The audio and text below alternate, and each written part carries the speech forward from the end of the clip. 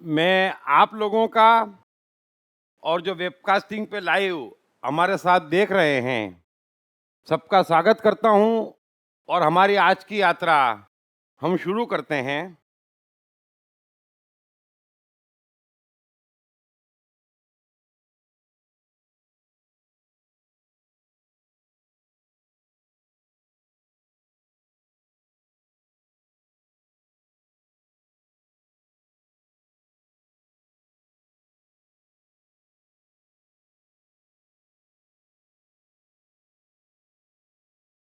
आज का पहला श्लोक है, कृष्ण कह रहे हैं कि हे अर्जुन, उस ज्ञान को तू तत्वदर्शी ज्ञानियों के पास जाकर समझ, उनको भली भांति दंडवत प्रणाम करने से, उनकी सेवा करने से और कपट छोड़कर सरलता पूर्वक प्रश्न करने से वे परमात्मा तत्व को भली भांति जानने वाले,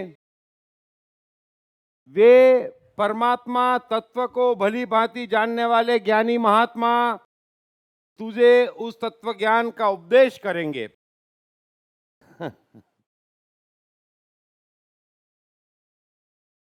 श्लोक एक बार फिर सुन लेना भले ही।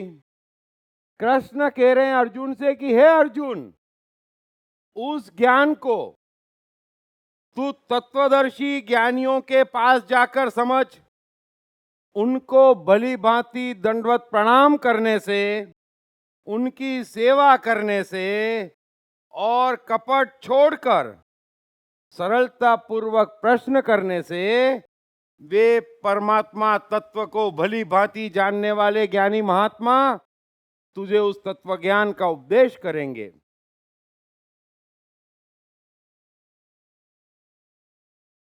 ये श्लोक अब तक की बातचीत का जो कुछ भी परिणाम आया है उसको इंगित करता है कि अर्जुन की मनोदशा क्या है और कृष्ण इस समय क्या सोच रहे हैं।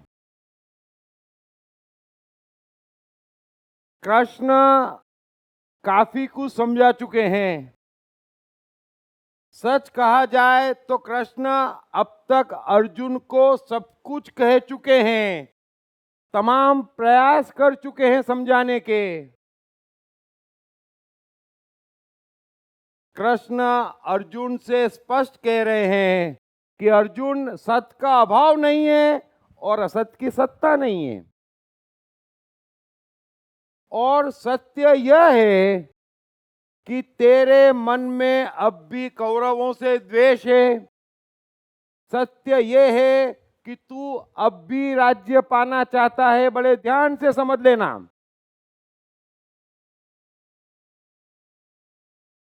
क्योंकि मुझे नहीं मालूम कि कितने लोगों ने या किसने अर्जुन की ठीक मनोदशा समझी है। मैं आपको पूरी गहराई से समझा रहा हूं। तो कृष्ण कह रहे हैं कि सत्य का अभाव नहीं है, असत्य की सत्ता नहीं है। और सत्य का अर्थ है टाइम और स्पेस। टाइम अर्जुन का मन है और कृष्ण कह रहे हैं कि अर्जुन, तेरे मन का सत्य यह है कि तेरे भीतर आज भी कौरवों से द्वेष है। तेरे मन का सत्य यह है कि तू राज्य पाना चाहता है, सुखी होना चाहता है। और स्पेस का, दृश्य का सत्य यह है कि सामने युद्ध का मैदान है और तू युद्ध के मैदान में खड़ा है और वही कौरव जिनको तू नीचा दिखाना चाहता है, वही कौरव जिन्हें तू मिटाना चाहता है, वो तेरी आंख के सामने है। यह सत्य है और इसी की सत्ता है और किसी चीज की सत्ता नहीं है। बड़े ध्यान से समझ लेना।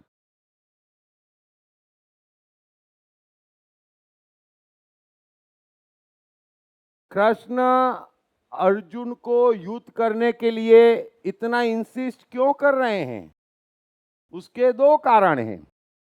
पहला कारण यह है कि सर्व के हिसाब से कृष्ण ने तय किया है कि कौरवों को हारना चाहिए, लेकिन कृष्ण कोई अर्जुन पे डिपेंड नहीं है और कृष्ण बंधे हुए भी नहीं है। कृष्ण को साथ इस चीज का मिल रहा है कि अर्जुन का सत्य ये है। इस बात को बड़े अच्छे समझना। कई लोगों ने ये गलतफहमी पाली कि अर्जुन सन्यासियों जैसी बात कर रहा था, वैराग्य को प्राप्त होना चाहता था, हिंसा से बचना चाहता था, भाइयों के प्रति प्रेम उमड़ रहा था। कृष्ण ने उसको भटका दिया।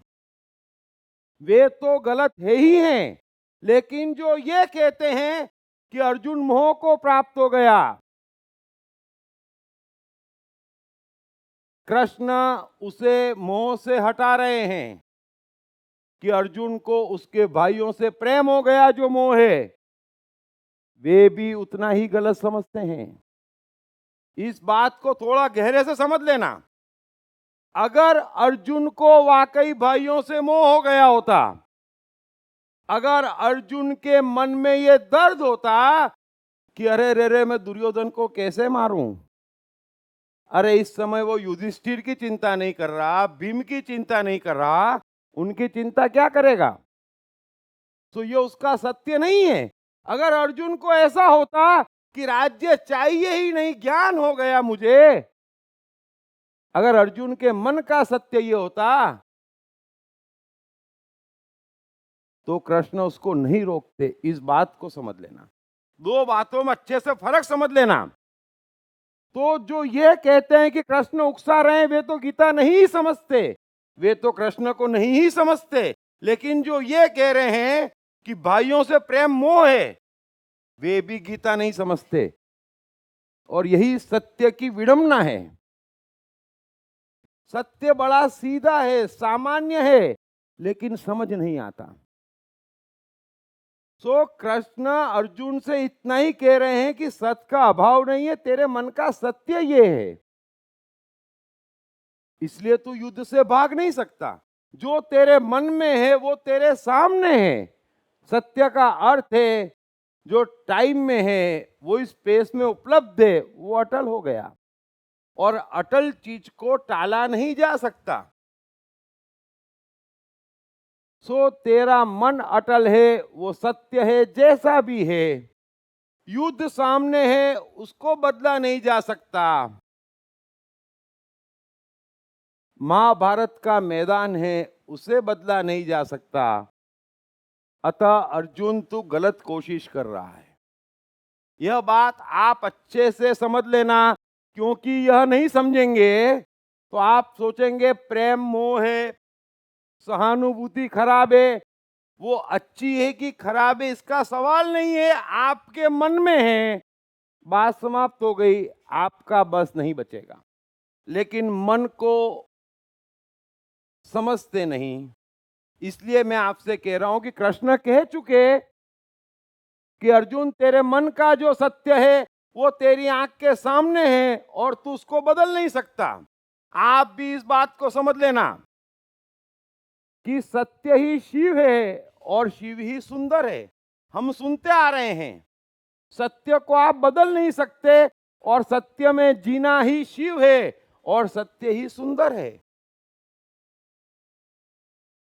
सत्य ही ब्रह्म है। तो जो हमारे मन में है वो हमारा सत्य है, उसे आप बदल नहीं सकते और उसे बदलने की बात करना गलत है। सो अर्जुन के मन में अगर ये सब विचार ना होते, अगर अर्जुन का मन कुछ और कह रहा होता वाकई, तो बहुत अलग बात हो जाती। तो शायद गीता अष्टावक्र के लेवल पे पहुंच जाती। लेकिन ऐसा नहीं है, अर्जुन भ्रमित कर रहा है। अतः ये भी मत समझ लेना कि अरे रे रे रे भाइयों से मोह गलत है, क्योंकि ये सन्यासी लोग ऐसा ही अर्थ निकालते। परिवार से मोह गलत, पत्नी मोह गलत, सुबह शाम लेक्चर देते और मरी पत्नी का श्राद्ध भी मनाते। मैंने देखा है, बड़े बड़ों की बात कर रहा हूं मैं, सिर्फ नाम नहीं ले रहा हूं। तो फायदा क्या? सो भ्रमित मत होइए आप। आपका सत्य जो कुछ भी है, कृष्ण अर्जुन से यही कह रहे हैं कि तेरा सत्य जो कुछ भी है वो तेरी आंख के सामने चारों ओर प्रकट है। तेरे भीतर बाहर वही है। तेरे भीतर युद्ध है, बाहर युद्ध है, लड़ने के अलावा उपाय नहीं है। और सब कुछ ब्रह्म है, सब कुछ परमात्मा है। सत्य में सत्य ही शिव है और कोई परमात्मा नहीं है। अतः तू ये मत सोचे कि मैं मरूंगा तो क्या, वो मरेंगे तो क्या, ये हथियार चलाऊंगा तो क्या। कुछ भी नहीं है। हथियार भी परमात्मा है, तेरा मन भी परमात्मा है, सामने भी परमात्मा है, और जो परिणाम आता है वो भी परमात्मा है। अतः मेरे भाई तू युद्ध कर। ये कृष्ण अलग अलग तरीके से उसे काफी बार समझा चुके हैं। आप भी डे टू डे लाइफ में अगर इस बात को समझ जाएंगे तो आपके जीवन में भी सत्यम, शिवम और सुंदरम प्रकट हो जाएगा। अच्छा गलत, पाप पुण्य, इन चक्करों में मत पड़ना। काफी उलझ चुके हैं आप। जहां हैं जो आपका मन का सत्य है और वही चीज दृश्य में भी है, उसके बावजूद उसे हर कोई बदलना चाहता है। और ये बदलाहट की चाह ही अहंकार है, और कोई अहंकार नहीं है। यह भी समझ लेना। अब आप कोशिश करना, आप अपने मन का सत्य भी बदलना चाहते, आप सामने जो कुछ भी है उसे भी बदलना चाहते हैं, और वो बदलाहट आपके बस में नहीं है। जीवन पर्यंत हर कोई ये कोशिश कर रहा है ना। चाहे कुछ भी कर रहा है, क्यों कर रहा है, बदल के दिखा दे। कृष्ण अर्जुन से यही कह रहे हैं कि क्या इस समय सामने जो महाभारत का मैदान है, चल तू उसे बदल के दिखा दे। दिखा दे तू बदल के। तेरे मन में जो कुछ भी है उसे तू बदल के दिखा दे। जो कुछ तू कह रहा है उसे वास्तव में तेरे मन में लाके दिखा दे। यही तो कृष्ण कह रहे हैं। यह नहीं होने वाला, यह पल भर में नहीं होने वाला। आप भी समझ लेना, जो आपके मन में है, फिर अच्छा है, बुरा है। अच्छा बुरा है तो मैं आपसे इतना ही कह रहा हूं, कृष्ण इतना ही कह रहे हैं कि आप उसको बदल के दिखा दें। अगर बदल जाएगा तो आपको अच्छा बुरा कहने की जरूरत नहीं पड़ेगी, क्योंकि वो है ही नहीं मन में। जरा समझना, है ना। अगर आप कहते किसी भी चीज को बुरा, वो बुरा कब तक है, जब तक आपके मन में है। तो जब तक मन में है आप बदल नहीं सकते। मन से हट गया, वो अस्तित्व में नहीं है, उसे भला बुरा कहने का उस समय भी कोई औचित्य नहीं है, इस समय भी कोई औचित्य नहीं है। सो इन गलत फहमियों में मत पड़ना, भटक जाएंगे, जीवन सूखा हो जाता। जब ऐसे अर्थ निकालते कि अर्जुन मोह को प्राप्त हो गया, महाराज वो मोह को क्यों प्राप्त हो गया, भाइयों के प्रेम में पड़ गया। अरे अर्जुन को युधिष्ठिर पे प्रेम नहीं आ रहा, द्रौपदी पे प्रेम नहीं आ रहा, भाइयों के प्रेम में कैसे पड़ गया। और प्रेम में पड़ना, किसी की चिंता करना कैसे मोह हो गया। और कृष्ण जैसा व्यक्ति बेमतलब चलते रास्ते किसी को युद्ध के लिए क्यों उकसाएगा। कृष्ण का क्या काम अटक गया है। महाभारत के बाद हस्तिनापुर को कृष्ण को नहीं मिलना है। सो दोनों बातें गलत है। सो कृष्ण को अपनी ओर से जो कुछ भी समझाना था वो अर्जुन को समझा चुके कि सब ब्रह्म है, सत्य शिव है, सत्य सुंदर है, तेरी आंख के सामने है। बदलने की हर कोशिश अहंकार है, और हर अहंकार को कुदरत की मार पड़ती है। आप भी समझ लेना, सब कुछ बदलना चाहते है ना। ये पंडित मौलवी पादरियों के पास क्यों जाते? ये इतने शास्त्र क्यों पढ़ते? थोड़ा समझना, मेहरबानी करके इस बात को समझना, क्योंकि आप अपने मन को बदलना चाहते है ना। सवाल ये है कि इन चीजों से मन में बदलाहट नहीं आती, और गीता कोई सीधा पढ़ता नहीं, कबीर कोई सीधे सुनता नहीं, तो जाते क्यों हैं? बदलना चाहते। हर जगह आप देखना, सुबह से शाम तक कोशिश करना, सत्य आपके साथ 24 घंटे साए की तरह चलता है, हम उसे बदलना चाहते हैं, और ये बदलाहट की हर चाह अहंकार है। कबीर, क्राइस्ट, कृष्ण एक बार नहीं कह रहे हैं कि पापी ऐसा होता, क्योंकि पापी भगवान की दुनिया में होता ही नहीं। इस बात को आप अच्छे से समझ लेना, पापी भगवान की दुनिया में होता ही नहीं। हम जो मान रहे हैं, जो गिल्टी पकड़ाई जा रही है, उस कारण से हम अपना सत्य परिवर्तन करने की कोशिश कर रहे हैं। उसी कारण से बाहर जो कुछ भी है, इस समय मैं कुर्सी पे बैठा हुआ हूं और बोल रहा हूं, ये सत्य है। मैं चाह के भी इस क्षण हाथों हाथ इस सत्य को नहीं बदल सकता, है ना। जब तक कि मैं कुर्सी से खड़ा ना हो जाऊं, माइक निकाल ना दूं, मैं इस सत्य को नहीं बदल सकता। तो कृष्ण कह चुके कि जो कुछ भी सत्य है, और उस सत्य में जो कुछ भी शामिल है, चाहे हथियार है, चाहे भाई है, चाहे मृत्यु है, चाहे तीर है, चाहे युद्ध है, सब कुछ परमात्मा है। इनमें से किसी में कोई भी भेद नहीं है। इस बात को मेहरबानी करके आप थोड़ा सा समझ लेना। सारे ज्ञान की दौड़ क्या है कि ये अच्छा है, ये बुरा है। ये क्यों है? ये ज्ञान क्यों उपलब्ध है, और ये ज्ञान हम क्यों ग्रहण करते हैं? क्योंकि हमें पता नहीं है कि सब कुछ परमात्मा है। जो मन में है, जो सामने है, वो परमात्मा है, और उस परमात्मा को पूजने के लिए हम जिस किसी भी चीज का उस समय उपयोग करते हैं, वो सब की सब परमात्मा है। सो कृष्ण अर्जुन को कह चुके कि भाई, तेरे मन का सत्य जो है वो युद्ध है, तेरे मन का जो सत्य है वो राज्य पाना है, सामने महाभारत का मैदान है। इसे बदलने की चाह अहंकार है, और जो कुछ भी इस सत्य में जीने के लिए तू उपयोग करेगा, उसे दिल खोलकर उपयोग कर।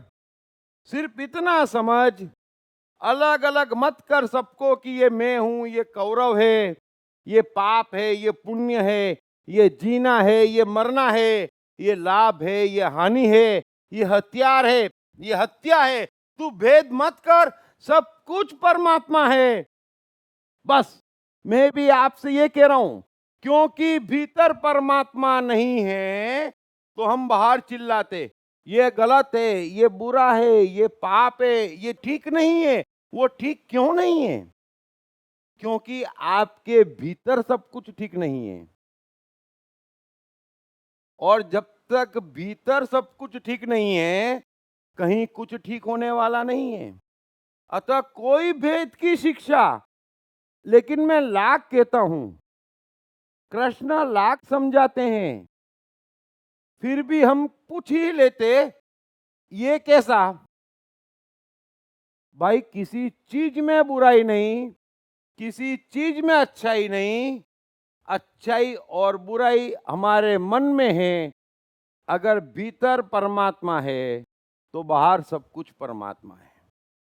भीतर जिस मात्रा में शैतान है, बाहर उसी मात्रा में शैतान है। सो मेहरबानी करके, मुझे अच्छा लगता है अगर आप मुझे धर्म संकट में डालेंगे, लेकिन आज के बाद कभी पूछना मत कि ये बुरा नहीं। वो बुरा तब जब भीतर शैतान है। अगर भीतर शैतान नहीं, बाहर कहीं कुछ बुरा नहीं। और भीतर शैतान है तो बाहर कहीं कुछ अच्छा नहीं। कोई एबीसीडी नहीं है, कण कण में वही है। जब कबीर कहते बुरा जो देखन में चल्या, बुरा न दिख्या कोई, मन जो आपनो देखियो मुझसे बुरा न कोई।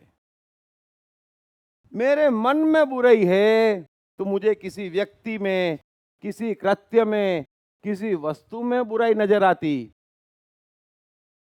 इतना बड़ा हो जाता मैं जब मन में शैतान घुस जाता, तो मैं कहता ये गलत है, ये आदमी गलत है, ये वस्तु गलत है, ये आदत गलत है। आपकी बात में समझ गया तो फिर परमात्मा क्या कर रहा है? उसके होते सोते गलत का एग्जिस्टेंस है। कमाल हो गया। मेहरबानी करके कमाल मत करना, यह अहंकार है। कुछ भी बदलने की कोशिश मत करना, यह अहंकार है।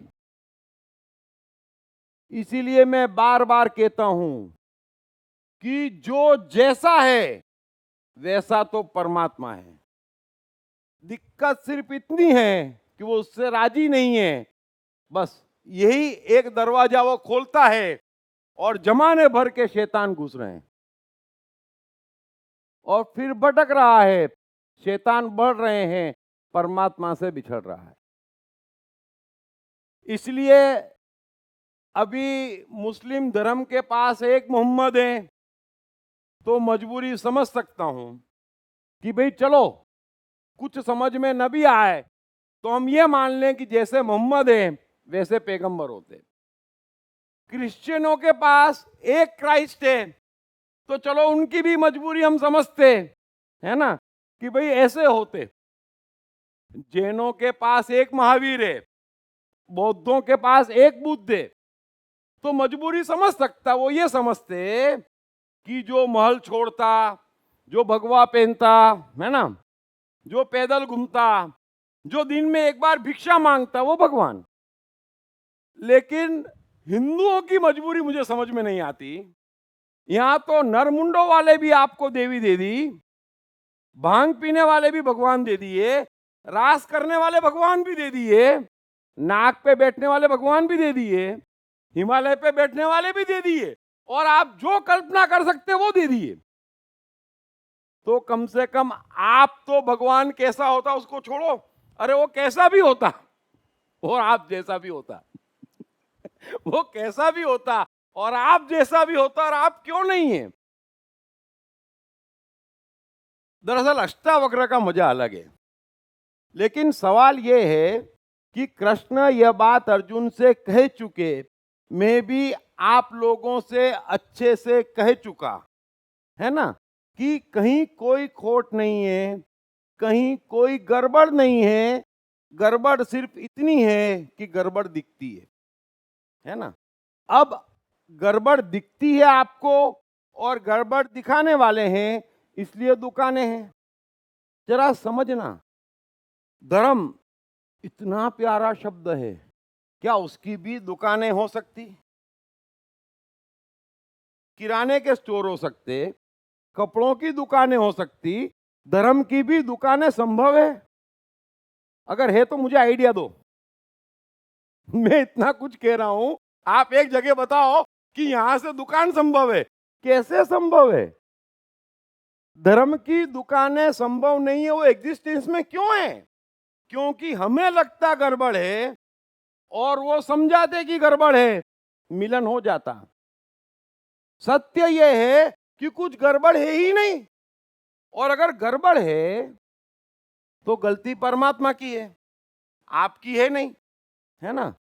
ये करे तो पाप हो जाएगा। अभी देखो, मुझसे मत पूछो, जाके परमात्मा को पकड़ो, हर 75 साल में 500 करोड़ लोगों को मार डालता है ना, महापाप नहीं हो जाता क्या? महापाप नहीं हो जाता? तो आप कहां उलझे पड़े हैं? क्यों इतना टेंशन पाल रहे हैं?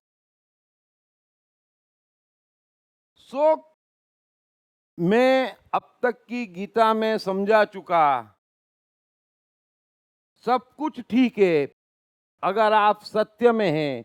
सत्य क्या है? जो आपके मन में है, और जो आपके मन में है वो बुरा तब हो जब उस पे आपका वश हो। जब वश ही नहीं है तो बुरा कैसे हुआ? चिंता करना बुरी बात है, मान लिया।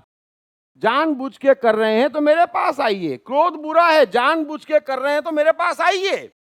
साइकोलॉजी का नॉलेज नहीं है, गलत गलत गलत, कुछ मालूम नहीं है, गलत गलत गलत, रोक रहे हैं आप।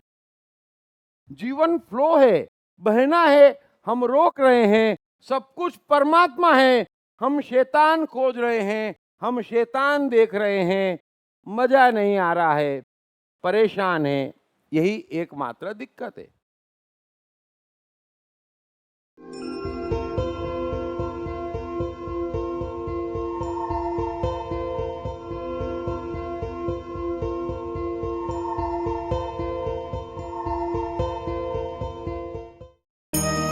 कृष्ण मन और जीवन के मास्टर। कृष्ण एक प्रेमी, एक कलाकार, एक गुरु, एक राजनेता, एक व्यवसायी। कृष्ण शून्य से सृजन करने का एक श्रेष्ठ उदाहरण। कृष्ण जो कठिनतम परिस्थितियों में भी हंसते हुए जीने की कला सिखाते हैं। कृष्ण जिन्होंने जीवन का हर युद्ध जीता। दीप त्रिवेदी द्वारा लिखित किताब मैं कृष्ण हूँ। ये किताब कृष्ण के संपूर्ण जीवन पर रिसर्च करने के बाद कुछ इस साइकोलॉजिकल अंदाज में सिलसिलेवार रूप से लिखी गई है कि जिसे पढ़ते पढ़ते आपका जीवन भी बदलता चला जाएगा। मैं कृष्ण हूँ। ये किताब अंग्रेजी, हिंदी, मराठी तथा गुजराती में एक साथ atmanestore.com साथ ही सभी प्रमुख ई-कॉमर्स साइट्स पर भी उपलब्ध है। सो कृष्ण अपनी तरफ से कह चुके, कई कई तरीकों से कह चुके, लेकिन अर्जुन पर रत्ती भर फर्क नहीं पड़ा। अर्जुन पे फर्क पड़ने का सवाल भी नहीं है, क्योंकि अर्जुन दरअसल कृष्ण को सुन ही नहीं रहा है। उसे कृष्ण को सुनने में कोई रस भी नहीं है। वो कृष्ण को कोई ज्ञानी भी मानता नहीं है। अर्जुन की समस्या एक ही जगह अटकी है कि अगर मैं यहां रुका और हथियार उठाया तो मैं मारा जाऊंगा। और ये एक ऐसी खराब मनोदशा होती है जब आदमी के दूसरा कुछ भी समझ में आना बंद हो जाता है। समझ लेना, अगर मनुष्य को मौत सर पे दिख जाए और गहरे तक घुस जाए, ये अर्जुन की इस समय की मनोदशा है। वो न कुछ समझ सकता, न कुछ सोच सकता। उसका पूरा ध्यान एक ही जगह पर है कि मैं किसी तरह से यहां से भागूं ताकि जिंदा बचूं।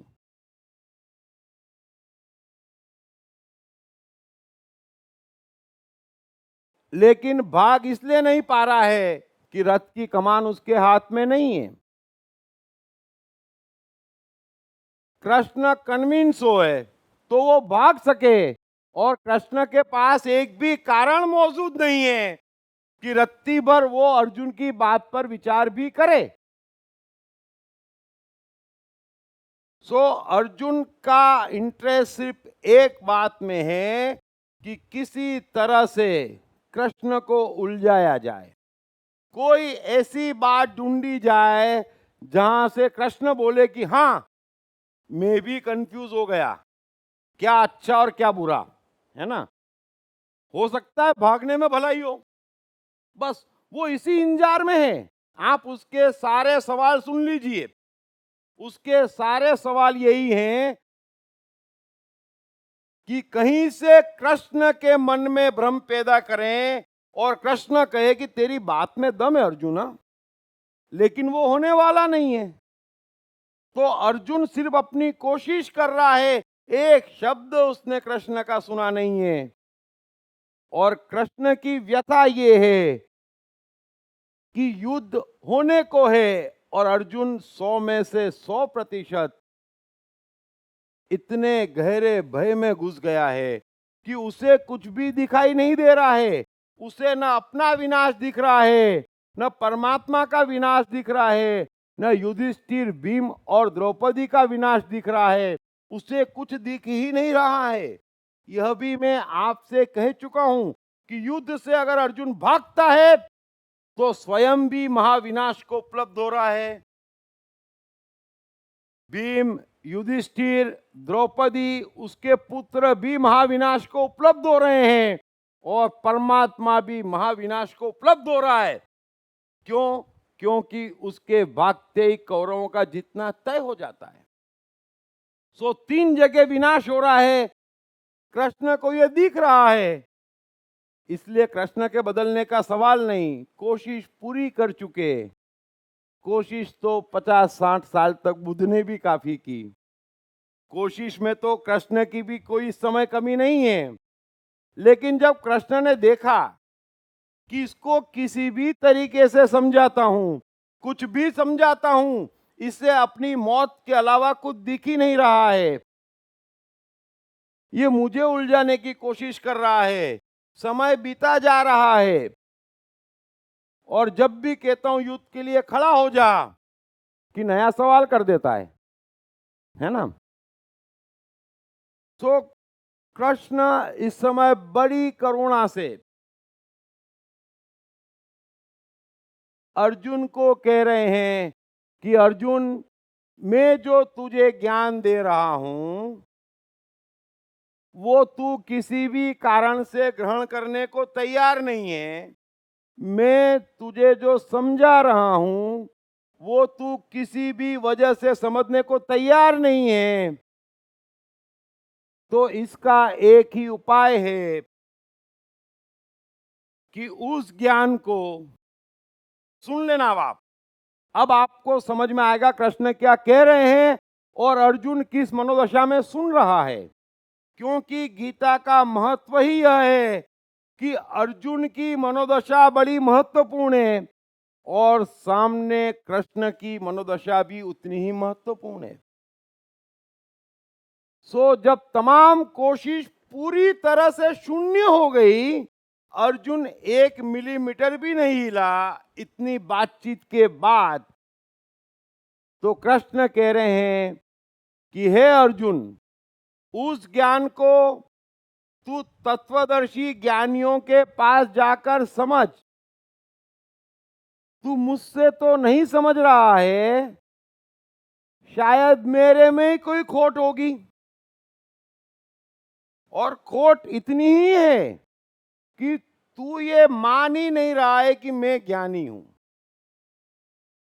अर्जुन की एक और व्यथा ये है कि अर्जुन किसी कीमत पर नहीं मान सकता कि कृष्ण उनसे ज्यादा जानते हैं, और कृष्ण का अब तक का पूरा जीवन भी ऐसा है कि वे किसी से कोई ज्ञान की बात कहे तो हर कोई ये कहे रहने देना है। तूने क्या क्या किया और तू क्या क्या करता आया हमें नहीं मालूम है, समझ लेना। सो अर्जुन की एक और तकलीफ है। सो कृष्ण कह रहे हैं कि कोई बात नहीं, तू उस ज्ञान को तत्वदर्शी ज्ञानियों के पास जाकर समझ। तू मेरी बात नहीं मान रहा तो उन लोगों के पास जा जो इस ज्ञान को जानते हैं। लेकिन अर्जुन एक बात करना मेरे भाई, उनको भली भांति दंडवत प्रणाम करने से, ए अर्जुन, जो कुछ भी तू मेरे साथ कर रहा है ना, मेहरबानी करके उनके साथ मत करना। उनको भली भांति दंडवत प्रणाम करना। कृष्ण के दर्द की, कृष्ण के परमात्मीय दर्द की समय आप कल्पना नहीं कर सकते। इसी दर्द को क्राइस्ट, कबीर, बुद्ध सबने झेला है। जब कहते हैं तो कोई सुनता नहीं है, और डराते, लोग पकड़ाते कि तुरंत झुक जाते, जहां झुकने की जरूरत नहीं है। सो कृष्ण कह रहे हैं कि उस ज्ञान को, अगर तुझे ऐसा लगता कि मुझे कुछ नहीं मालूम है, मैं कुछ नहीं जानता, तू मुझे सुनना ही नहीं चाहता, तो ज्ञानी के पास जा। लेकिन एक काम करना अर्जुन, उनको भली भांति दंडवत प्रणाम करना, तेरा अहंकार कमजोर करना। कम से कम आपको सीखने के लिए, समझने के लिए मन में इतना तो मानना पड़ेगा कि वो मुझसे कुछ ज्यादा जानता है। उसके बगैर घर में एंट्री कैसे होगी? जरा इस बात को समझना जो कृष्ण कह रहे हैं, इस बात को समझना। कृष्ण की कोई बात अर्जुन के भीतर तब तक नहीं जा सकती जब तक अर्जुन ये ना माने कि कृष्ण मुझसे कुछ परसेंट तो बेहतर है, तब तक तो घुसने का सवाल ही नहीं है। और अगर कोई आपसे बेहतर है तो थोड़ा झुक जाइए। झुकना इस बात का सबूत है कि अब आपको मैं अपने भीतर एंट्री देता हूं, और कुछ भी नहीं है। कि ठीक है, आपकी बात को मैं भीतर जाने देता हूं क्योंकि मैं मानता हूं कि आप मुझसे ज्यादा जानते हैं। सो कृष्ण कह रहे कि उनको भली भांति दंडवत प्रणाम करने से, उनकी सेवा करने से, है ना, जिस तरह तू मेरी सेवा कर रहा है ना, उससे काम नहीं चलेगा। तू मुझे उलझाने की कोशिश कर रहा है, मुझे गलत साबित करने की कोशिश कर रहा है, उससे काम नहीं चलेगा। अगर ज्ञान चाहिए तो उनको भली भांति दंडवत प्रणाम करना पड़ेगा, उनकी सेवा करनी पड़ेगी। और अर्जुन, कपट छोड़कर सरलता पूर्वक प्रश्न पूछने पड़ेंगे। ये बड़ा महत्वपूर्ण है। पूरी गीता में अर्जुन सिर्फ कपट कर रहा है, मन में डर है। अगर युद्ध जीतने की गारंटी हो जाए और कौरवों को बगैर मारे भी, समझ लेना, अगर कौरवों को बगैर मारे भी राज्य मिल सकता हो तो अर्जुन बोलेगा मैं फ्री का नहीं खाता। इस बात को समझ लेना।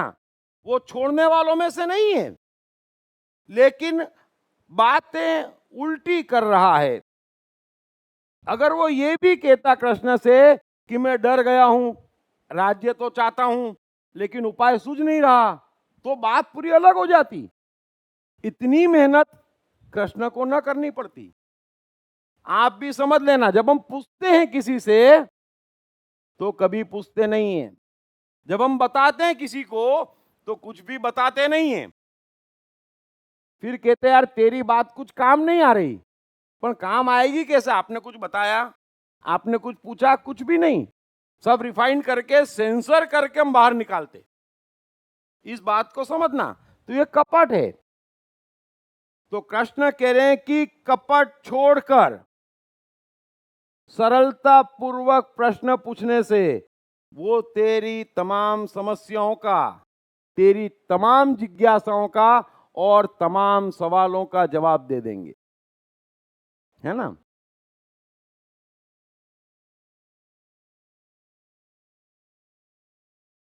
अष्टावक्र ने जनक को ज्ञान कैसे दिया और कब दिया, थोड़ा इस बात को आप समझ लेना। जनक दिन भर सभाएं करते रहते थे ज्ञान लेने के लिए, लेकिन ज्ञान मिले कहां से? सब जने शास्त्र लेके आ जाते और उनका व्याख्यान करते।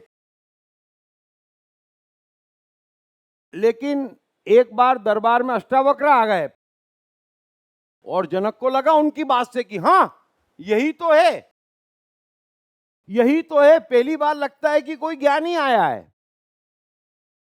उन्होंने पूरी सभा बर्खास्त कर दी और अष्टावक्र से कहा मुझे ज्ञान दीजिए।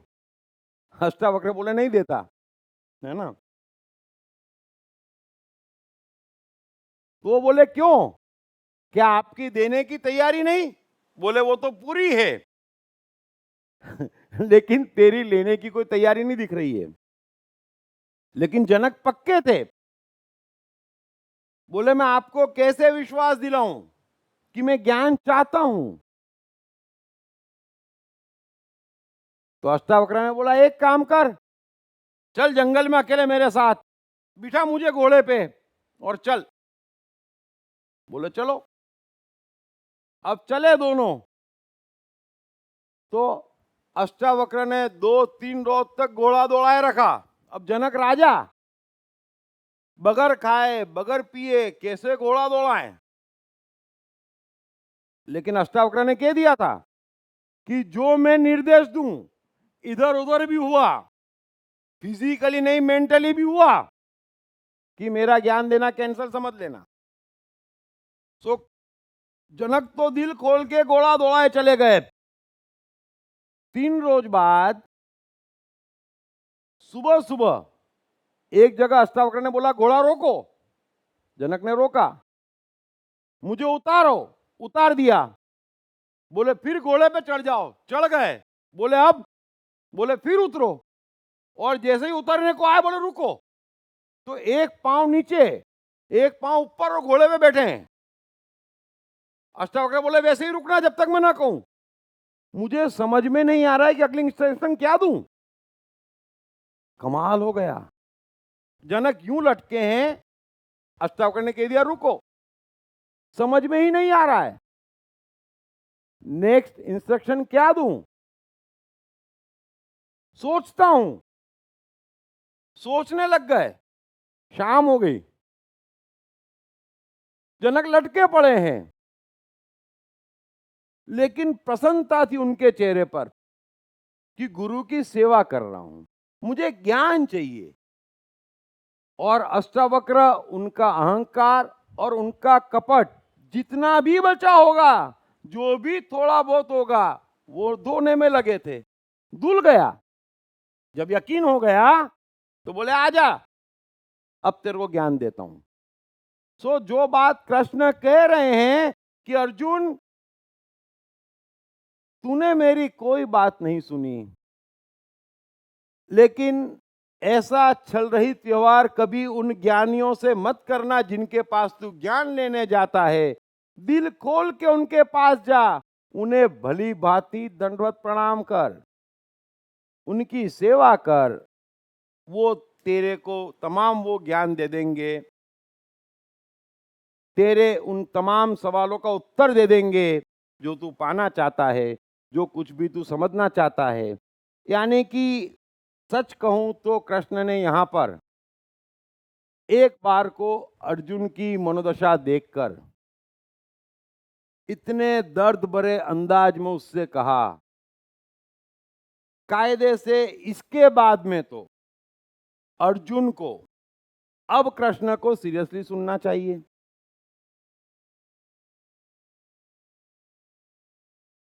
आगे कृष्ण कह रहे हैं कि हे अर्जुन, उस ज्ञान को जानकर, जिसको जानकर फिर तू इस प्रकार मोह को प्राप्त नहीं होगा, तथा हे अर्जुन, जिस ज्ञान के द्वारा तू संपूर्ण भूतों को निशेष भाव से पहले अपने में और पीछे मुझ सच्चिदानंद घन परमात्मा में देखेगा। ब्यूटीफुल। इस श्लोक को भी साइकोलॉजी का सरताज कह सकते हैं। श्लोक पहले एक बार फिर सुन लीजिए। कृष्ण कह रहे हैं कि जिसको जानकर फिर तू इस प्रकार मोह को प्राप्त नहीं होगा, तथा हे अर्जुन, जिस ज्ञान के द्वारा तू संपूर्ण भूतों को निशेष भाव से पहले अपने में और पीछे मुझ सच्चिदानंद घन परमात्मा में देखेगा। यह बड़ा महत्वपूर्ण श्लोक है कि जिस ज्ञान को पहले तू अपने में और पीछे मुझ परमात्मा में देखेगा। अगर यही एक बात जितने भी ज्ञानी लोग हैं, जितने भी ज्ञान बांटते या एडवाइस देते, ऊपर से लेकर नीचे तक डे टू डे में हम और आप भी इसमें आ गए। अगर वो ये साइकोलॉजी समझ ले तो ही जाकर किसी ज्ञान का महत्व बच सकता है। सो कृष्ण अर्जुन से कह रहे हैं कि जब तेरी मनोदशा हो जाए और तू बगैर कपट के दंडवत प्रणाम करके जब किसी ज्ञानी के पास ज्ञान लेने पहुंचे, तुझे ये लगे कि हाँ, यह ज्ञानी मेरे से ज्यादा जानता है और मुझे उससे कुछ ग्रहण करना है, और जब तू ग्रहण करेगा उनसे तो फिर इस प्रकार से मोह को कभी प्राप्त नहीं होगा। ये पहला वाक्य कृष्ण कह रहे हैं, कमाल है। उसके पहले के वाक्य में करुणा की हाइट पे कृष्ण ने दर्द अनुभव किया है, और वहां से ऐसा महान वाक्य निकलना, ये चेतना भी कृष्ण के अलावा किसी की नहीं हो सकती। सो कृष्ण कह रहे हैं कि उस ज्ञान को प्राप्त होकर फिर तू इस प्रकार मोह को प्राप्त नहीं होगा। बड़े अच्छे से समझ लेना, पाप एक ही है कि हम मोह को प्राप्त हो रहे हैं, दूसरा कोई भी इस जगत में पाप नहीं है। बड़े ध्यान से समझ लेना, एक बार फिर कह रहा हूं। और अर्जुन का पाप क्या है कि वो इस समय मोह को प्राप्त हुआ है। और मोह क्या है? मोह इतना ही है कि हम सत्य को पहचान नहीं रहे और स्वीकार नहीं रहे और बदलने की कोशिश कर रहे हैं, जो संभव नहीं है। यही एकमात्र मोह है, दूसरा कोई भी मोह इस जगत में नहीं है। और अर्जुन वही कोशिश कर रहा है। सत्य युद्ध है, मन में युद्ध है और बदलने की कोशिश कर रहा है। तो इस अज्ञान को, इस मोह को, इस पाप को कृष्ण कह रहे हैं कि तो क्यों प्राप्त हुआ है? क्योंकि तुझे आज तक सही ज्ञान मिला नहीं है। कृष्ण यह नहीं कह रहे हैं अर्जुन से कि जिन शास्त्रों की तू मुझे दुहाई देता आ रहा है, एक काम कर, जाके वो शास्त्र पढ़, तेरा मोह दूर हो जाएगा। नहीं, उन शास्त्रों के कारण तो अर्जुन मोह को प्राप्त हुआ है। अर्जुन का मोह क्या है? आपका मोह क्या है? आपका अज्ञान क्या है? जब कृष्ण कहते हैं कि ज्ञान अज्ञान के द्वारा ढका हुआ है, हर मनुष्य पूर्ण ज्ञानी है, पूर्ण परमात्मा है। हालांकि ये बात जितनी अच्छी तरीके से अष्टावक्र समझा सकते, कमाल कर दिया। सो पूर्ण ज्ञानी है, पूर्ण परमात्मा है। पाप एक ही है कि आप मोह को प्राप्त हो रहे हैं। और मोह क्या है? सत्य को मान नहीं रहे, जान नहीं रहे और स्वीकार नहीं रहे। सत्य इतना ही है कि परमात्मा क्रिएटिव है। हर 75 साल में इस समय नए 500 करोड़ व्यक्ति आते और जाते, कोई किसी से न मिलता न मिलेगा। ये ज्ञान है। आप हैं, आप जैसा कोई कभी नहीं हुआ और आपको आप बनना है। मोह ये है कि आप बुद्ध, कृष्ण, क्राइस्ट बनना चाहते, एडिसन, स्टीव जॉब्स, अंबानी बनना चाहते, मोजार्ट, पिकासो बनना चाहते। आप उस लिए नहीं आए हैं, वो बन चुके और बन के जा चुके। आप यहां पर आप बनने आए हैं। और आपको आप सिर्फ आप बना सकते, मैं कैसे बना सकता? ये छोटी सी बात हम समझते नहीं है और मोह को प्राप्त हो रहे हैं कि नहीं, मैं ऐसा नहीं वैसा बनूंगा। तो फिर कृष्ण कह रहे हैं कि मैं आप जैसे बसते, मैं वैसा बसता, आप ऐसा नहीं वैसा बनेंगे, तो फिर मैं ऐसा नहीं ऐसा करूंगा, है ना? और यही हो रहा है। सो कृष्ण कह रहे हैं अर्जुन को कि उस ज्ञान को प्राप्त होकर फिर तू कभी मोह को प्राप्त नहीं होगा।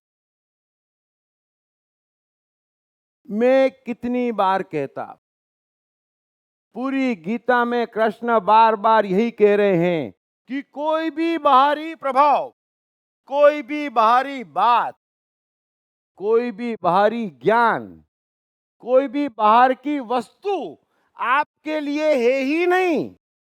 यही मोह है, यही अज्ञान है, और इससे बचते ही नहीं आता। 24 घंटे हम अपने दुश्मन बने पड़े हैं। ज्ञान भीतर है, वहां से कुछ भी हम होने नहीं दे रहे हैं, और बाहर से लिए चले जा रहे हैं, लिए चले जा रहे हैं, और अर्जुन की तरह मोह में फंसे हैं। जरा कल्पना करो, अगर अर्जुन को ये ज्ञान न हो कि ये मेरे भाई हैं या मैं मरूंगा, तो क्या वो मोह को प्राप्त होकर युद्ध से इनकार करता? अगर अर्जुन ने शास्त्र न पढ़े होते कि स्वर्ग और नरक भी होता, तो क्या वो कृष्ण से पूछता कि स्वर्ग किस चीज से मिलेगा और नरक किस चीज से मिलेगा? ये मोह को प्राप्त हुआ है, इसलिए जो होना है, जो सत्य है, उसमें स्थित नहीं हो पा रहा है। अगर उसने शास्त्र न पढ़े होते तो वो कृष्ण से ये नहीं पूछ पाता कि युद्ध में पाप एक ही पुण्य है। अरे युद्ध युद्ध है, मन का सत्य है सामने, पाप पुण्य क्या करेगा? अरे भूख आपके मन का सत्य है, खाना सामने है, अब इसमें सोमवार क्या करेगा? लेकिन सोमवार कर जाता, ये मोह है। इस बात को समझ लेना, अच्छा बुरा पाप पुण्य नहीं है। क्यों उलझा रहे हैं, क्यों परमात्मा से बिछड़ रहे हैं, क्यों उसको मार रहे हैं, मोह को प्राप्त हो रहे हैं। सो कोई भी बाहरी प्रभाव जो आप पर पड़ रहा है वो मोह है। भीतर से प्रभाव बाहर पड़ना चाहिए। बाहर से भीतर जो भी प्रभाव पड़ रहा है वो मोह है, जो पड़ना नहीं चाहिए। और भीतर जो है, बाहर जो है, आप उसको बदल कर दिखा दें। आप जहां बैठे हैं कोई मैजिक नहीं है, जादुई चटाइयों की दुकान नहीं है, है ना, कि यहां बैठे बैठे जापान पहुंच गए, यही बैठे रहेंगे। बदलने की सत्ता नहीं है। आप अपने आंख कान नाक नहीं बदल सकते, अपना मन नहीं बदल सकते। आप क्या बदल सकते हैं और क्या बदलना चाहते हैं? आप अपने को क्यों बदलना चाहते हैं? क्यों जीत कर रहे हैं? क्यों मोह को प्राप्त हो रहे हैं? क्या गड़बड़ है? सीधा सादा जीवन है, डे टू डे लाइफ है।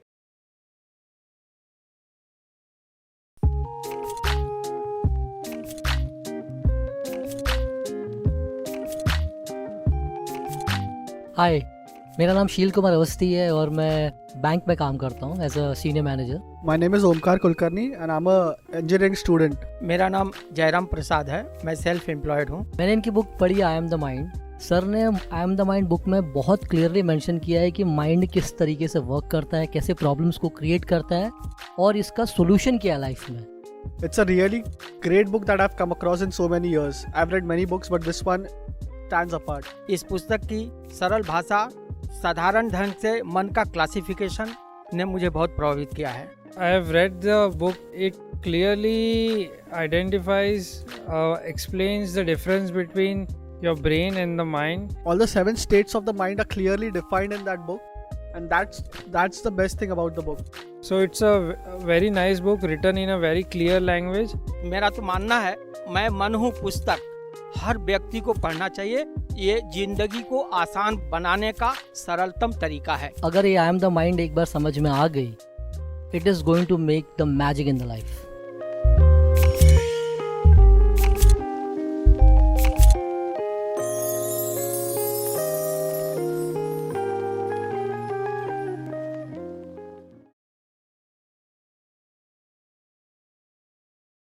सो कृष्ण कह रहे हैं कि जिसको जानकर फिर तू इस प्रकार मोह को प्राप्त नहीं होगा, ये तो एक बात उन्होंने कह दी, क्योंकि ज्ञान एक ही है कि तू कहे वो मैं करूंगा और तू बनाए वो मैं बनूंगा, तू बोले वो मैं ग्रहण करूंगा, है ना, तू बोले वो करूंगा। एकमात्र ज्ञान है। और जब ये ज्ञान प्राप्त हो जाता तो अर्जुन सुने हुए और सुनने में आए तमाम वचनों से तू मुक्त हो जाएगा। मैं भी आपसे कह रहा हूं, जिस रोज शास्त्र भीतर से प्रकट होगा आपको समझ में आ जाएगा कि किसी चीज की कोई आवश्यकता नहीं है, वैसे भी नहीं है ना। आपके मन में खेल हो, हाथ में लाख किताब रख लें, है ना, विवेकानंद की तस्वीर रख लें, प्रिंसिपल को कमिट कर दे मैं फर्स्ट आऊंगा, उससे कुछ भी परिवर्तित होने वाला नहीं है जब तक मन में पढ़ाई नहीं होगी। इस बात को आप समझ लीजिए।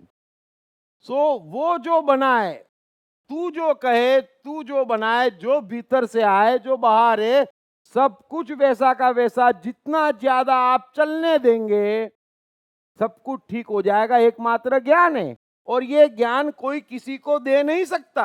आपको परमात्मा क्या आके कहे, ये मेरे से पूछ के कहेगा, इतना अहंकार मैं तो नहीं पाल सकता, कृष्ण भी नहीं पाल सकते, कबीर और क्राइस्ट भी नहीं पाल सकते। इसलिए उनमें से किसी ने भी आपको एक भी अवगुण से चेताया हो, एक भी वस्तु को ग्रहण करने से रोका हो, तो आप मेरे पास एक वाक्य ऐसा लेके आ जाइए। क्योंकि उन्होंने रोका नहीं तो आपको लगता वे ज्ञानी नहीं। तो हमने दो भेद कर लिए। इनको तो पूजना शुरू कर दिया, इनकी बात सुनना नहीं, क्योंकि कुछ कहते ही नहीं। तो सुनने वाले अलग जो पैदा कर लिया अपने जीवन में, वही परेशान कर रहे हैं। और फिर मैं उन्हीं को नहीं कहता, कोई भी हो, समाज भी आपको कैसे कह सकता, इंडिविजुअल व्यक्ति को कोई कैसे कुछ कह सकता, इस बात को आप समझ लीजिए। कहने वाले का जो होता है होने दो, ग्रहण करने वाला मर रहा है, वो मोह को प्राप्त हो रहा है। परमात्मा आपको क्या भेजे और क्या बनाए, ये चीज समाज, धर्म, शास्त्र, पंडित, मौलवी, पादरी तय नहीं कर सकते। न मैं तय कर सकता, न कृष्ण तय कर सकते, न क्राइस्ट तय कर सकते, न आपके दादाजी, मामा जी, आपके पिताजी, आपकी माताजी, आपके गुरुजी, सब आ गए, इसमें कोई तय नहीं कर सकता। ये आपका और आपके परमात्मा का खेल है। उसमें तीसरे को जो एंट्री दे रहे हैं वो मोह है। इतनी सी बात आप समझ जाएंगे तो ज्ञान को उपलब्ध हो जाएंगे। फिर ना आपको मेरी जरूरत पड़ेगी, ना गीता की जरूरत पड़ेगी, अंदर से गीता निकलेगी। है कृष्ण यही तो कह रहे हैं, शास्त्र भीतर है, भीतर से निकलने दो, उसको व्यवधान मत पहुंचाओ। बाहर से कोई शास्त्र मत ओढ़ो, बाहर से कोई बात मत ओढ़ो। मैंने पूरी कोशिश करी, पूरी कोशिश कर रहा हूं कि आप एक बार मोह से बचना शुरू करें, मोह को कम करें और भीतर से प्रकट होने दे। सत्य को बदलने की कोशिश मत करें, जरा रिसर्च करें, जरा ढूंढ के लाएं। गीता पढ़ें, अष्टावक्र पढ़ें, लाओ त्सु पढ़ें, कबीर पढ़ें, क्राइस्ट पढ़ें और खोजें कि यार कभी इन लोगों ने क्यों नहीं कहा कि ये अच्छा है ये करो और ये बुरा ये मत करो। कहीं भूल तो नहीं हो गई इनसे, कहीं चूक तो नहीं हो गई इनसे, जरा सोचना। और अगर इनसे कोई चूक नहीं हुई है, अगर वाकई आप इनको ज्ञानी मानते हैं, नॉट सो कॉल्ड, तो फिर आप वो मिस्टेक करना बंद कर दीजिए। क्यों यहां वहां ज्ञान लेते, क्यों किसी की सुनते। आगे कृष्ण कह रहे हैं कि अगर वो ज्ञान हो जाएगा तुझे, अगर तुझे ज्ञान हो जाएगा कि ये तेरा और तेरे परमात्मा का खेल चल रहा है, बाकी कठपुतलियों का इनसे कुछ भी लेना देना नहीं है। वे चाहे तो खेल देखें, है ना, वे चाहे तो अपने घर जाके सो जाएं, है ना, मेरा खेल है, वो चल रहा है, आप चाहो तो देखो, टिकट है नहीं, ना चाहो अपने घर जाओ, बस। उसमें तीसरा बीच में कहां से आ गया? छोड़ दो, और जिस मात्रा में छोड़ोगे आप सुखी रहोगे। और सबसे बड़ी बात जो कृष्ण कह रहे हैं कि जिस ज्ञान के द्वारा पहले संपूर्ण भूतों को निशेष भाव से तू पहले अपने में, ये शब्द फिर सुन लेना, ये श्लोक साइकोलॉजी का सरताज है। इस बात को भी कभी किसी ने समझा नहीं कि निशेष भाव से पहले अपने में और फिर मुझ में देखेगा, बस।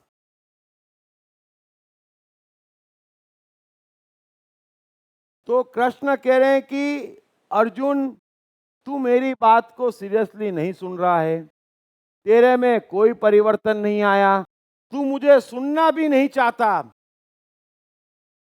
और समझने का तो प्रश्न ही नहीं है। लेकिन समझने के स्तर पर मैं तेरी मजबूरी समझ सकता हूं, मैं तेरी मजबूरी समझ सकता हूं कि तू मुझ में कृष्ण ही खोज रहा है, और वो कृष्ण खोज रहा है जिसे तू जानता है ना, कि अरे इसने छल किया था, इसने 5 जन्यों को मारा था, है ना, ये कुब्जा के प्रेम में पड़ा था, इसने रुक्मणी का हरण किया था, इसने झूठ बोला था। तू उसी कृष्ण को जानता है और तेरी गलती भी नहीं है। क्यों? कृष्ण कह रहे हैं क्यों? क्योंकि जब तुझे ज्ञान होगा, जब भी किसी को ज्ञान होगा, और जितना ज्ञान होगा, वो ज्ञान पहले वो अपने भीतर अनुभव करेगा, तब जाके उसे समझ में आएगा कि हाँ, इसमें भी ये गुण है। कृष्ण कह रहे हैं कि ये नियम नहीं है कि जो गुण तुझ में नहीं है, जो तेरी साइकोलॉजी नहीं है, जो तेरे मन की, आत्मा की, बुद्धि की ऊंचाई नहीं है, वो तू किसी और में देख सकेगा। ये संभव नहीं है। अगर परमात्मा तुझे प्राप्त होना है, अगर तुझे चारों ओर ब्रह्म नजर आना है, तो पहले तुझे ब्रह्म अपने में नजर आएगा, पहले परमात्मा अपने में नजर आएगा, और फिर मुझ में नजर आएगा। सीधे मुझ में नजर आने वाला नहीं है। बस इस बात को आप समझ लेना, ये सत्य है। और ये पूरा संसार क्या कर रहा है?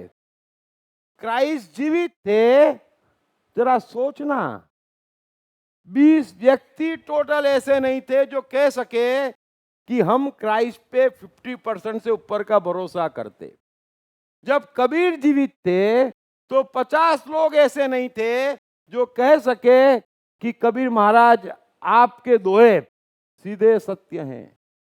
नहीं, कृष्ण का हाल तो हमारी आंखों के सामने है। एकमात्र अर्जुन भारी पड़ रहा है। क्यों? क्योंकि कृष्ण, बुद्ध, क्राइस्ट शरीर नहीं है, शरीर नहीं है, कोई कर्म नहीं है कि उन्होंने क्या किया क्या नहीं किया, वो भी वे नहीं है। वे गुण हैं, वे गुण हैं, वे परमात्मा है, वे अदृश्य हैं। आप दृश्य बना रहे हैं उन्हें, और आप समझ रहे हैं कि आपने समझ लिया। अरे ना जीते जी किसी ने समझा, ना आज कोई समझ रहा है। कृष्ण कह रहे हैं ये संभव नहीं है, आप कैसे समझेंगे? और इसलिए मैं बार बार कहता हूं, मेहरबानी करके एक गुनाह मत करना, इनको भगवान मत कहना, क्योंकि इनको भगवान कहने का अधिकार उसको है जिसने अपने भीतर के भगवान को जाना है। वो ही जान सकता कि हाँ, ये गुण मेरे में है, मैं भगवान हूं, और क्राइस्ट में भी यही गुण है। अब आप में वो गुण है नहीं, आप क्राइस्ट में क्या पहचानेंगे? बस सब जने कह रहे हैं, चमत्कारों की कहानियां लिख दी गई है, अभी मानना पड़ेगा। इस मानने में आप भटक रहे हैं। कोई अधिकार नहीं है, और किसी को कहलवाना भी नहीं है, किसी को जरूरत भी नहीं है। सो निशेष भाव से पहले अपने में और फिर मुझ में देखेगा। जब जनक को ज्ञान हुआ तो अष्टावक्र ने सोचा, लाओ चेक करूं जनक को, कि इतनी जल्दी कैसे ज्ञान हो गया। तो उन्होंने जनक से एक ही बात पूछी, तुझे क्या लगता है? बोले मुझे एक ही बात लगती है, चांद तारे सब में हूं, मेरा मुझको नमस्कार, मेरे जैसा कोई नहीं है। अब कौन अष्टावक्र? समझ लेना, सवाल ये है कि मैं और आप एक हो गए। अब ना जनक बचा, ना अष्टावक्र बचा, ना चांद तारे बचे, ना कर्म बचा। तो वो कब पहचान सकता है? जब खुद में प्रकट हो। अष्टावक्र ने चेक किया, जनक पास हुआ। सो इस बात को आप समझ लेना कि गुड़ की मिठास वही अनुभव कर सकता जिसने गुड़ खाया हो। अब हमने खाया तो है नहीं और शब्दों में बयां करे चले जा रहे हैं, फिर सोच रहे हैं कि ऐसा ऐसा होता है, हम ऐसे ऐसे नहीं हैं, हम भगवा नहीं पहन रहे हैं, हम बुद्ध नहीं हो सकते। अरे बुद्ध गुण है, भगवा पहनने की क्या जरूरत है? कृष्ण गुण है, क्राइस्ट गुण है। और गुण क्या है? कोई भी कर्म में फल की आशा नहीं है, ये गुण है। द्वंद नहीं है, कर्म के पहले पाप पुण्य अच्छा बुरा, ये गुण है। सो ये लोग गुण हैं, ये लोग वो कर रहे हैं जो परमात्मा भेज रहा है, ये गुण है। शरीर नहीं है, अतः मेहरबानी करके जैसी कृष्ण तो है, आपके कहने या न कहने से कृष्ण को फर्क नहीं पड़ना है। लेकिन जब आप बिना समझे कहते हैं, तो ये मैं दावे से कह रहा हूं साइकोलॉजिकली कि आप कृष्ण को भीतर उतरने की संभावना खत्म कर रहे हैं। जब बिना समझे, हां, जब एक गुण भीतर आ जाए और आपको लगे हां देखो मैं बगैर फल के कर्म कर रहा हूं, आहा मजा ही मजा है, प्रगति ही प्रगति है, कृष्ण में दम है, तब जाके आपको मालूम पड़ेगा कृष्ण में दम है। अभी आप पहले से कहते कृष्ण में दम है, फिर आशा करते। कृष्ण कहते कि कर्म कोई भी करो, फल की आशा मत करो। आप कहते महाराज आप तो भगवान है, हमको थोड़ा सा इतना दे दो, हम आपसे तो फल की आशा नहीं करेंगे, तो किससे करेंगे? तो हम जुल्म कर रहे हैं अपने पे भी और सब पर।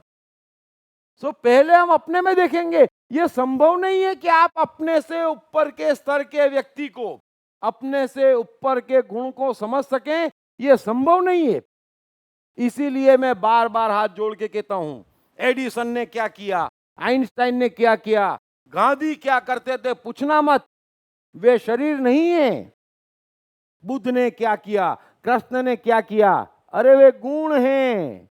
आप भी गुण हैं, जो उनमें गुण है वो आप में नहीं है। इतनी सी बात है। क्या किया क्या नहीं किया, ऐसा क्यों किया, तो तुमसे पूछ के करते हैं, तुमसे पूछ के करेंगे ये लोग, और ऐसा किया हम भी ऐसा करेंगे। अरे ये क्या बात हुई? एक पिक्चर थी नसीरुद्दीन शाह की, और उसका टाइटल मुझे बहुत पसंद है कि अल्बर्ट पिंटो को गुस्सा क्यों आता है, पूछना मत। मैं भी आपसे ये कहता हूं, कृष्ण ने छल क्यों बोला, कृष्ण ने गीता क्यों कही, अरे भाई है ना, पत्नी ने क्यों घूरा, ये समझ लेना, ज्यादा काम का है। ये क्या मतलब है, आइंस्टाइन ने ऐसा करा, गांधी ऐसे थे, अब्राहम लिंकन का देखा, अरे तुम अपना देखो ना मेरे भाई, क्यों परेशान करते हो महान लोगों को।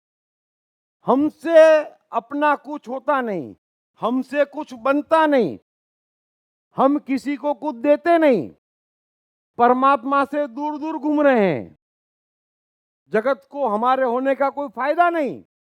और जो महान हो गए बस उनके जीवन में झांकते रहते, और अगर झांकते नहीं तो उनको पूजना शुरू कर देते, उनको महान कहना शुरू कर देते। इसलिए मैं बार बार कहता हूं, अल्बर्ट पिंटो को ना महान कहो ना बुरा कहो, जब तक आप उन जैसे बनोगे नहीं आप उनको समझोगे नहीं। इसलिए छोड़ो उनको, छोड़ो उनको, ये साइकोलॉजिकली महान गुनाह है। अतः यह नहीं हो सकता और यह संभव नहीं है कि मैं आपसे कह दूं कि कर्म करो पर फल की चिंता मत करो और 3 साल इसमें जियो, और आप लाखों में एक न हो जाओ, 3 साल में जहां भी हो, जैसे भी हो उससे, तो मुझे कहना। अब सुनने में अच्छा लगता है, लेकिन बगैर फल के दिन में 3 कर्म तो पहले करना पड़ेंगे ना। बस वही मैं कह रहा हूं, जब तक वो करेंगे नहीं आप समझेंगे नहीं। जिस चीज का अनुभव नहीं वो हमारा सत्य नहीं। सुनी हुई बातें किसी काम की नहीं। भीतर अनुभव करो जो कृष्ण कह रहे हैं कि मैं कह रहा हूं या कोई भी कह रहा है, कृष्ण कह रहे हैं, मैं कह रहा हूं, कोई भी कह रहा है कि मोह में मत फंसो। अगर कोई बाहरी फोर्स के कारण आप कोई कार्य कर रहे हैं, पहले उससे बचना सीखो। फल की आशा में कोई कार्य कर रहे हैं, उससे बचना सीखो। मन के सत्य को मार रहे हो, जरा उससे बचना सीखो। ये ज्यादा महत्वपूर्ण है। जैसे जैसे वो समझ में आएगा, गीता कृष्ण और मैं क्या कह रहा हूं तेजी से समझ में आएगा। सो बाहर के प्रभाव काटो, क्या सुन रखा है, कौन क्या कहता है। अरे उन कहने वालों को कृष्ण अर्जुन को युद्ध करने के लिए क्यों कह रहे हैं ये तक नहीं मालूम। कौन क्या कह रहा है, गीता में से भी ढूंढ लेते, जुआ खेलना अच्छा है ना। कुछ करने ना करने की बात ही नहीं है तो भी ढूंढ लेते। फिर उन श्लोकों पे भी आएंगे।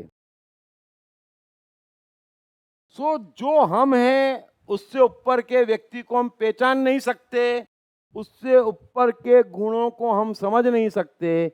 महत्वपूर्ण गुण डेवलप करना है।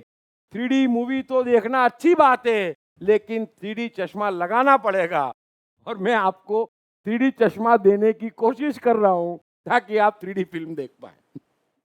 सो इस बात को हम यहीं समाप्त करते हैं, और इतना समझ लीजिए कि जितने भी महापुरुष हैं, जो कृष्ण है, वो गुण हैं।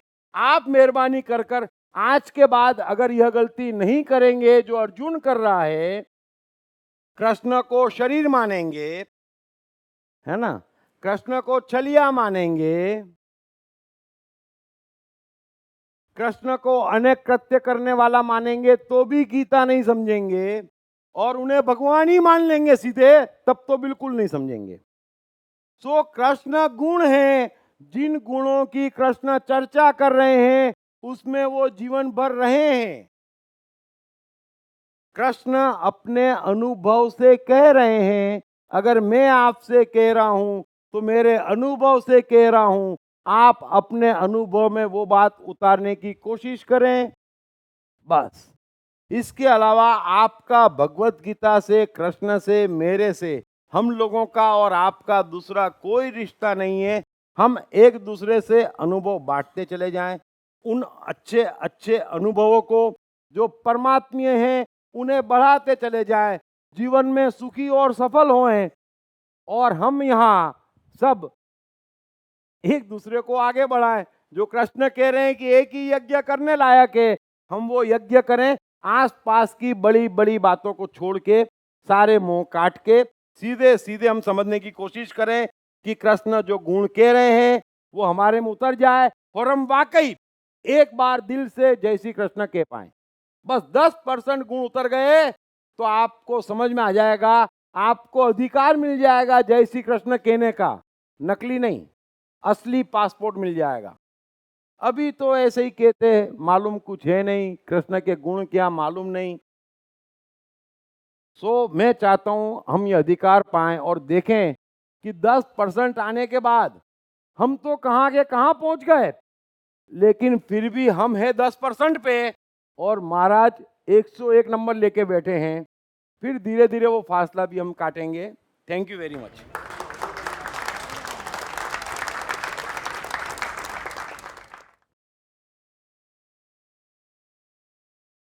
पढ़िए बेस्टसेलर मैं मन हूं के लेखक दीप त्रिवेदी द्वारा सीक्रेट सीरीज के अंतर्गत लिखित किताबें भाग्य के रहस्य, आत्मा के रहस्य, सफलता के रहस्य, साइकोलॉजी के रहस्य, जीवन के रहस्य, प्रेम के रहस्य, प्रकृति के रहस्य, ऑटोमेशन के रहस्य, रिश्तों के रहस्य, अहंकार के रहस्य, समय के रहस्य, मन के रहस्य। ये किताब अंग्रेजी, हिंदी, मराठी तथा गुजराती में एक साथ atmanestore.com पर भी उपलब्ध है। कृष्ण का बचपन कैसा गुजरा? कृष्ण राधा का प्यार क्या था? कृष्ण ने कितने विवाह किए? कृष्ण की चाइल्ड साइकोलॉजी क्या थी? कृष्ण ने ग्वाले से द्वारकाधीश तक का सफर कैसे तय किया?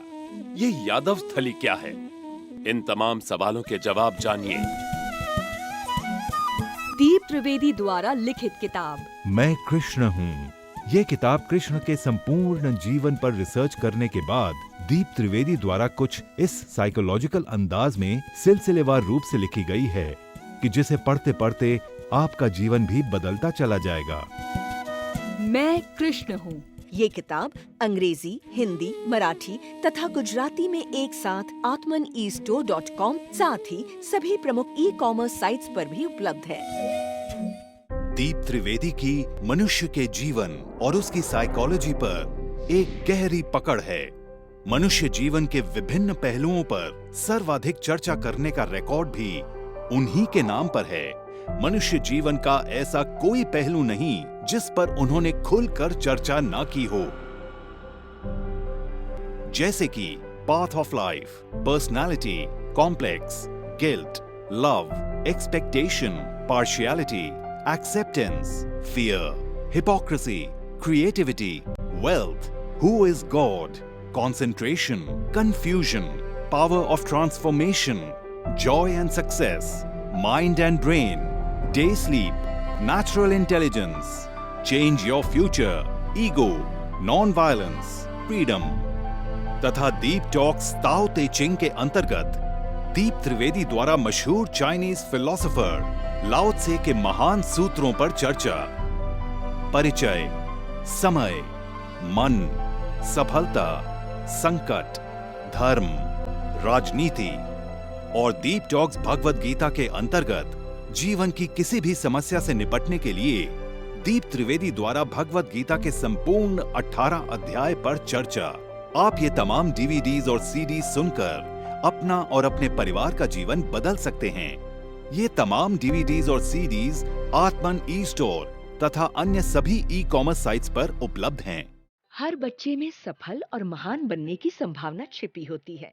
सवाल बच्चे द्वारा अपनी प्रतिभा को निखारने का तथा सही परवरिश पाने का ही होता है। दीप त्रिवेदी द्वारा लिखित रोचक ग्राफिक बुक्स पढ़िए। The story of Thomas Edison, अनपढ़ एडिसन के महान वैज्ञानिक बनने की दास्तान। नॉटिनेस टू ग्रेटनेस, स्टीव से स्टीव जॉब्स बनने की कहानी। हॉटी टू डॉन्टी, चाइल्ड साइकोलॉजी समझने हेतु शेर के बच्चे की कहानी। ना सिर्फ बच्चों बल्कि हर माता पिता व टीचर के लिए भी आवश्यक ग्राफिक बुक्स हिंदी तथा अंग्रेजी में आत्मन ई स्टोर तथा अन्य सभी ई कॉमर्स साइट्स पर उपलब्ध।